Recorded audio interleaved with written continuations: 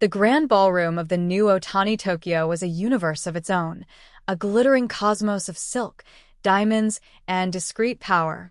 Leah felt like a foreign satellite, pulled into its orbit by a scholarship she'd barely believed she'd won. At 21, she was supposed to be navigating her final year of university, not standing in a room where the collective net worth could probably solve world hunger.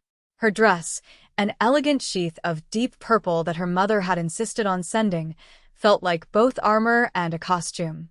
She clutched a glass of champagne she hadn't touched, watching the calculated smiles and whispered negotiations. It was a charity gala for international arts, but the currency being traded wasn't just yen, it was influence. She had found a small, blessedly empty table near the terraced gardens, a quiet island in a sea of social sharks. For a while it worked. She could observe without participating, a ghost in violet. Then, the atmosphere beside her shifted. It wasn't a sound, but a change in pressure, a subtle dip in the room's energy, as if a celestial body had just altered its course. A man was standing there. He was tall for a Japanese local, dressed in a bespoke black suit so perfectly tailored it seemed less like clothing and more like a second skin. His hair was dark and immaculate, his features sharp and beautiful in a way that was almost severe. He wasn't smiling, yet his presence wasn't cold. It was something else entirely. It was still. He looked at the empty chair, then at her. His eyes were dark, intelligent, and held a quiet intensity that made her feel as if he'd seen her long before he arrived. The low hum of the party seemed to fade into a distant buzz. Then, he leaned in just slightly, his voice a low, smooth whisper that cut through everything. "Can I sit with you?" Leah's heart gave a startled little kick against her ribs. Of all the people in this room, of all the empty tables, he had chosen hers. She looked from his impossibly calm face to the chair, then back again. A simple no felt like it would break some unspoken rule of the universe. A yes felt like stepping off a cliff. She could feel the ripple his presence created. Heads were turning, not in overt stares, but in quick, furtive glances. Whispers followed him like the train of a royal robe. He was clearly someone of immense importance, yet he stood waiting for her permission with a patience that felt both polite and absolute. He would wait as long as it took for her to answer. She gave a small, hesitant nod, the motion feeling strangely significant. "Of course," she managed, her voice a little breathy. He inclined his head in a gesture of thanks and slid into the chair opposite her with a fluid grace that was utterly silent. The tension in the air around their table became a palpable thing, a glass dome descending around them.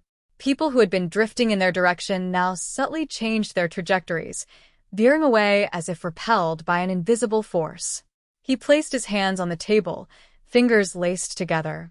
They were elegant hands, clean and steady. He didn't speak immediately, simply settled into the space, his dark eyes scanning her face with a curiosity that felt genuine, not predatory. "You seem to be the only person here enjoying the quiet," he said finally. His English was perfect, laced with a faint, unplaceable accent. "I was," Liao admitted, a small, nervous smile touching her lips. "I think I've used up my small talk allowance for the year." A ghost of a smile appeared on his own lips, a fleeting expression that softened the severity of his features. "I understand completely. My own allowance is perpetually in debt." The way he spoke was mesmerizing. Calm, measured, each word delivered with purpose. He made no move to ask her name or offer his own, creating a strange, anonymous intimacy. His gaze dropped to the art history textbook, peeking out of her clutch. "You're a student?" he asked, his interest piqued. Leon nodded, feeling a blush creep up her neck. "Art history. I'm studying Edo period woodblock prints." She expected him to nod politely and move on, the way most people did when she mentioned her niche passion. Instead, he leaned forward slightly, his focus sharpening. "Hokusai or Hiroshige?" The question was so direct, so specific, it caught her completely off guard. "Hokusai," she answered without thinking. His dynamism, the way he captures movement. "It feels alive," he considered her answer for a long moment. "The Great Wave is what the world knows," he said, his voice low and contemplative. But his 100 views of Mount Fuji is where you find a soul. Lia stared at him, stunned. He wasn't just making conversation, he knew. Just as she was about to ask how, a flurry of movement at the edge of her vision broke the spell. It was her friend, Chloe, a fellow exchange student studying journalism, her eyes wide as saucers. Chloe practically skidded to a halt near their table, her gaze fixed on the man sitting with Lia. Her usual bubbly confidence had evaporated, replaced by a nervous awe. "Lia," she breathed, her voice barely a whisper. "Hi," she didn't look at Lia, but at him, giving a little bow that was both awkward and deeply respectful. The man acknowledged her with a slight, almost imperceptible nod, his expression unreadable. Chloe looked like she might faint. "I'll catch you later," she stammered, before practically fleeing back into the crowd. Lia watched her go, bewildered by her friend's reaction. A moment later, her phone buzzed in her purse. She pulled it out under the table.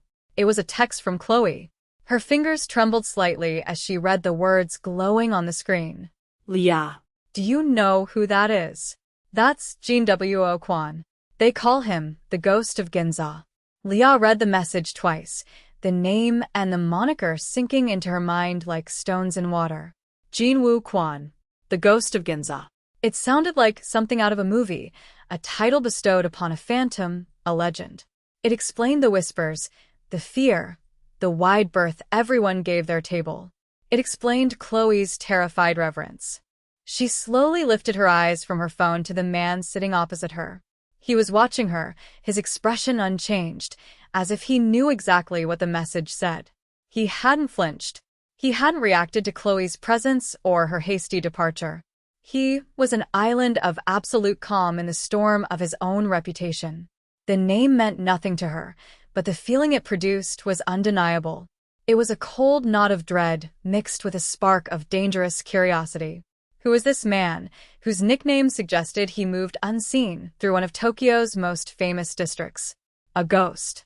The word implied someone who was present but not truly there, someone who operated in the shadows. He didn't seem like a ghost. He was intensely present, his focus a tangible weight. "Is everything all right?" he asked, his voice still perfectly even, betraying nothing. Lia quickly shoved her phone back into her purse. "Yes. Fine." Just a friend being dramatic, she hoped the lie was convincing. He offered another one of those small, fleeting smiles. Friends are often dramatic. It is a sign of their concern. He then seamlessly guided the conversation back to their previous topic, as if the interruption had never happened. "You were speaking of Hokusai's dynamism. I've always found it interesting how he uses negative space. The emptiness is as important as the subject." Lia found herself drawn back in, his knowledge and passion a current pulling her away from the shore of her fear. For the next 20 minutes, they spoke only of art, their conversation a private world shielded from the prying eyes of the gala.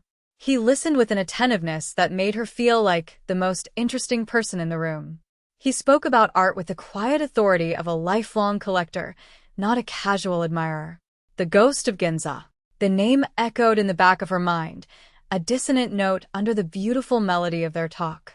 The fragile peace of their conversation was shattered by a new arrival.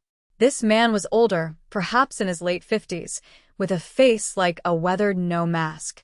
He wore a traditional, dark kimono of exquisite silk, a stark contrast to the Western suits that filled the room. His power was different from Jin's. Where Jin's was a quiet, condensed gravity, this man's was a sharp, brittle authority. He stopped at their table, his gaze falling on Jean with undisguised contempt.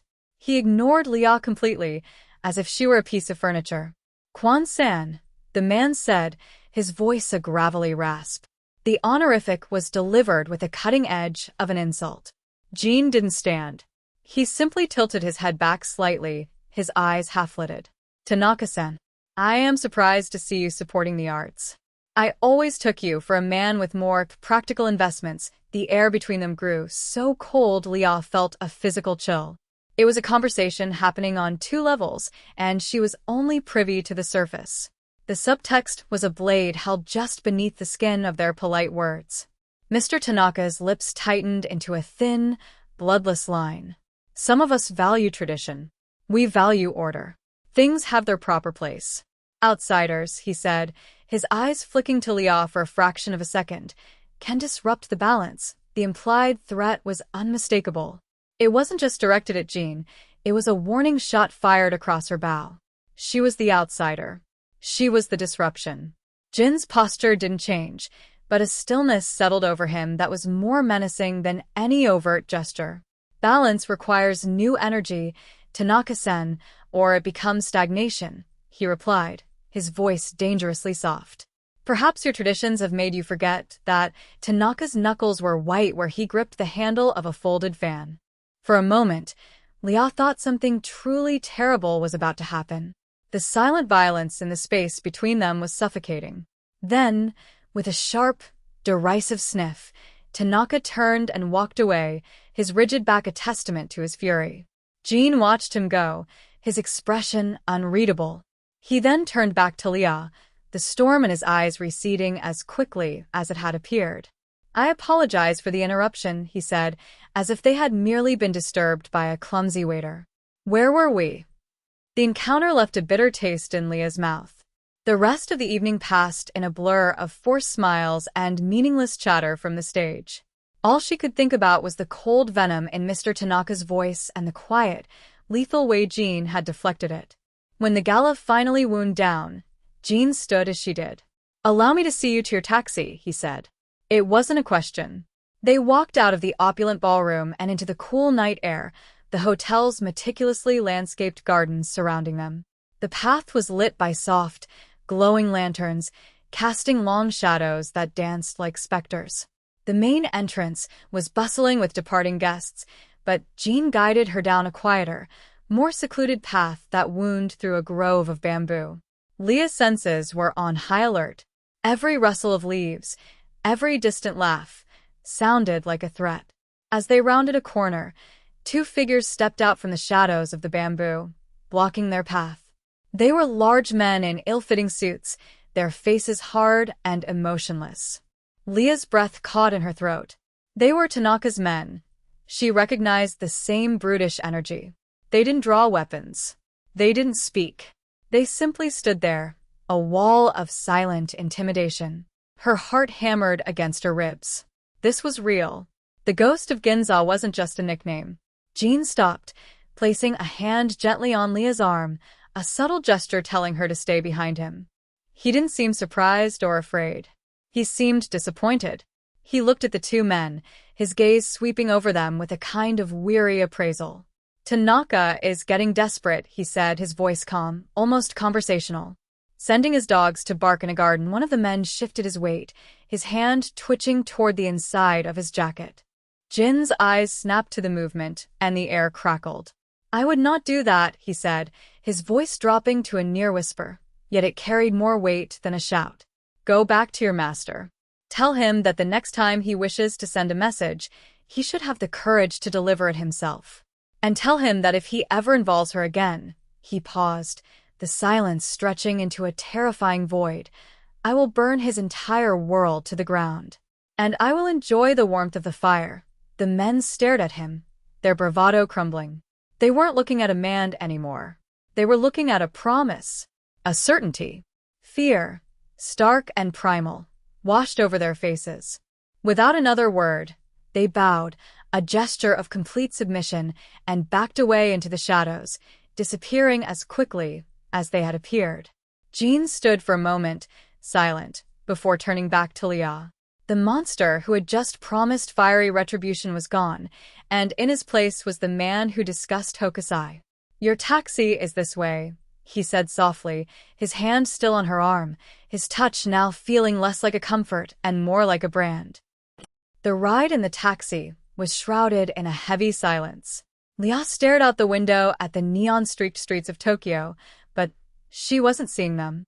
She was replaying the scene in the garden, the quiet menace in Jin's voice, the absolute terror in the eyes of those two men.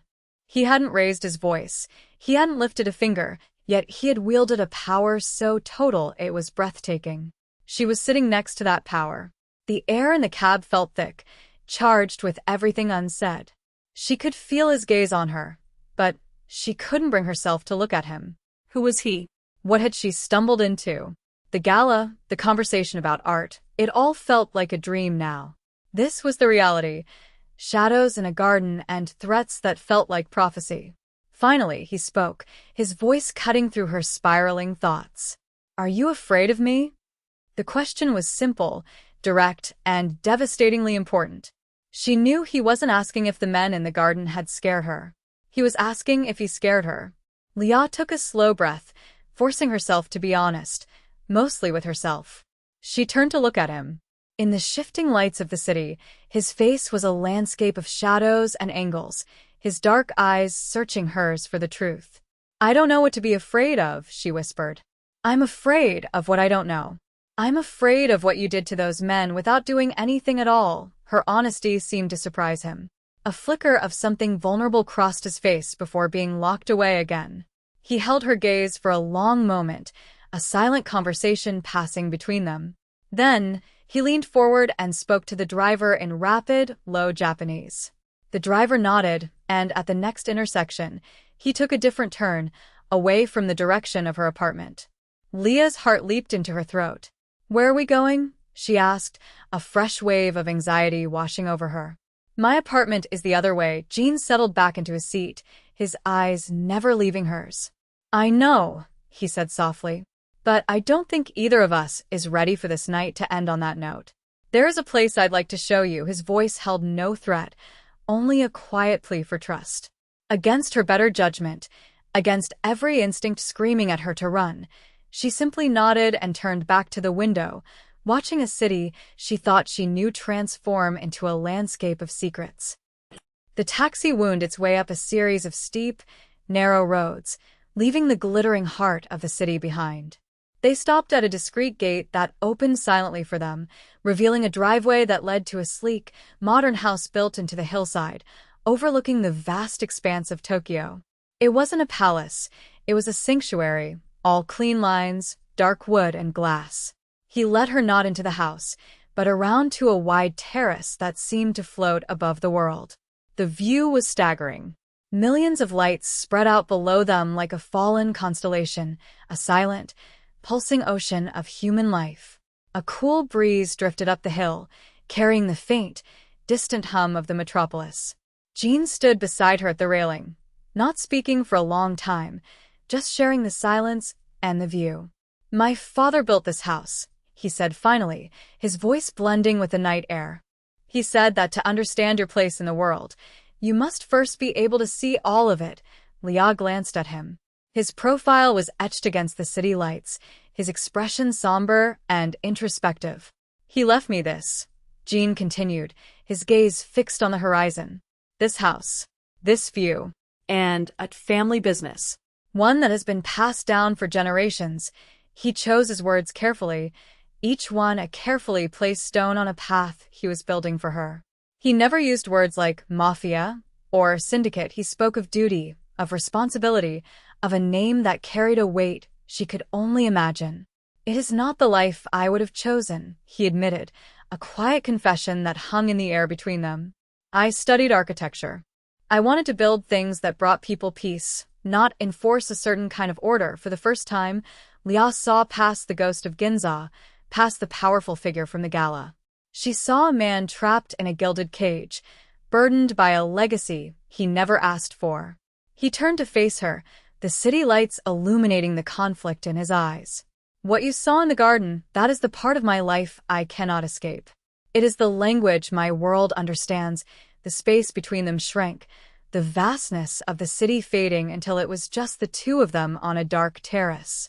He slowly raised his hand, his fingers hesitating for a fraction of a second before gently brushing a stray curl from her cheek. His touch was featherlight, shockingly tender. "I should have never spoken to you," he whispered, his voice thick with regret. "I should have let you enjoy the quiet." He searched her eyes, looking for a sign, for fear, for judgment.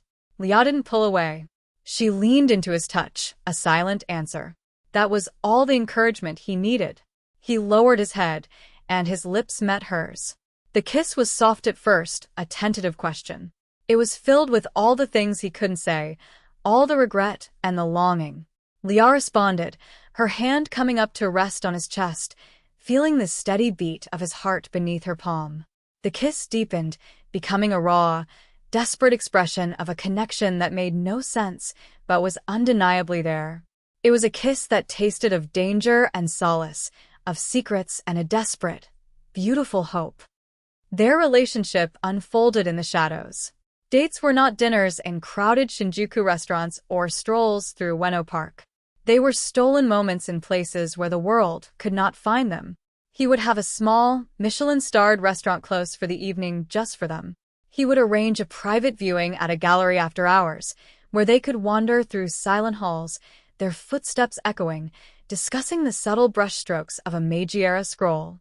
He took her to ancient temples deep in the mountains of Hakone, places so serene and removed from the city that it was easy to forget the other side of his life. In these moments, he was simply Jean, the architecture enthusiast with a surprising knowledge of 18th-century art and a dry, subtle wit. He would listen for hours as she talked about her thesis, asking questions that showed he was not just hearing but understanding. With her, the ghost of Ginza seemed to recede, leaving a man who was warm, attentive, and surprisingly gentle. But the ghost was never truly gone. It was always there, a silent passenger in their secluded world. Leah would see it in the way his body would tense when his phone buzzed with a particular tone. She witnessed the shift firsthand one rainy afternoon in his minimalist house. They were curled on a low sofa, a book of hokusai sketches open between them, the scent of rain and green tea filling the air. He was laughing at a story she was telling about her disastrous first attempt at making ramen. His phone buzzed on the table. He glanced at it, and the laughter died in his eyes. The warmth vanished, replaced by a glacial calm. "Excuse me," he said, his voice already a different timbre. He walked to the far side of the room, turning to face the wall of glass overlooking the rain-soaked city. His conversation was in Korean, a language she didn't understand, but she didn't need to. The tone was enough. It was clipped, authoritative, and utterly ruthless. She watched his reflection in the glass, a stranger wearing Jin's face. After a few minutes, he ended the call and stood motionless, his back still to her. When he finally turned around, the hardness lingered around his eyes for a moment before he forced it away. He came back to the sofa, the ghost tucked back into its cage. "I'm sorry," he said, his voice soft again. "Business." He picked up the art book, but the spell was broken. Leah looked at him, at this man who was two people living in one body. A part of her, the sensible part, screamed at her to run. This was a dangerous game, and she was out of her depth. But another part of her, the part that had felt his loneliness and seen the man he might have been, couldn't let go. She was living on a knife's edge, caught between the terrifying thrill of his world and the profound connection she felt for the man himself. She was falling in love with a beautiful, dangerous phantom, and she knew, with a certainty that chilled her to the bone, that phantoms always leave a trail of destruction. The collision she had been dreading came from an unexpected direction. It started with a frantic, tearful phone call from Chloe. Her friend, ever the ambitious journalist, had been working on a story about suspected corporate espionage tied to a major construction firm. Following a lead, she had been staking out a quiet warehouse district by the docks. She thought she was photographing a clandestine meeting between rival executives. She had no idea she was stepping into a world far more dangerous. Hidden in the shadows, she had captured a series of photos showing Mr. Tanaka's men accepting a briefcase from a well-known city politician. Before she could process what she was seeing, two of them had found her. They hadn't hurt her badly, but they had slammed her against a wall, taken her camera, and shattered it on the ground. One of them had held her by the throat, his face inches from hers. "You saw nothing," he had hissed. "If a single word of this gets out, we will find you. We will find everyone you love. There is nowhere you can hide." Terrified and sobbing, Chloe had called the only person she could think of who might understand the gravity of the situation. She called Leah. Leah listened, her blood turning to ice. This wasn't a vague threat in a garden anymore.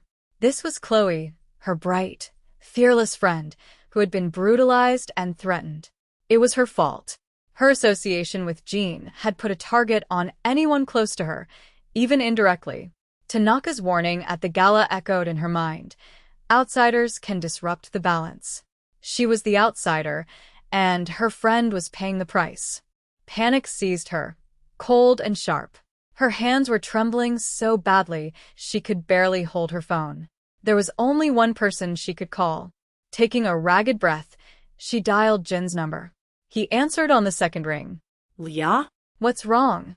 He could hear the terror in her silence. It's my friend, she choked out, the words tumbling over each other. Chloe. She was at the docks. She saw something. Men, they had her. They threatened her. Jean. It was Tanaka's men. The line went completely silent for a moment. When Jean spoke again, the gentle, attentive man she had kissed on the terrace was gone. In his place was the ghost of Ginza, cold and absolute. Where is she now? His voice was a blade. Is she safe? She's at her apartment. She's terrified. Jean, they said they'd find everyone she loves. Stay where you are. Lock your door. Do not leave for any reason. I will handle this. There was no comfort in his words, only a chilling finality. He was going to war, and she had just handed him the justification. The line went dead. Leah sank to the floor, her phone slipping from her numb fingers. The delicate, secret world she and Jean had built had just been shattered, and she feared what would rise from the ashes.